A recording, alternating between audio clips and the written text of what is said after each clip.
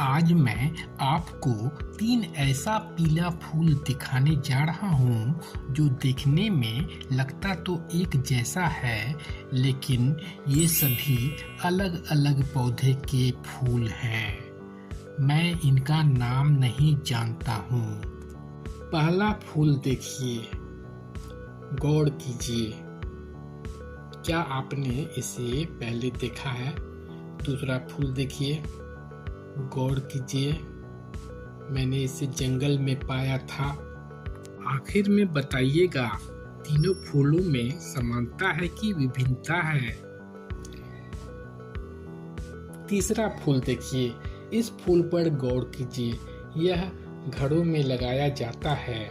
क्या आपको इन तीनों फूलों में समानता दिखी? आपने 1, 2, 3 नंबर में किसे देखा है? धन्यवाद।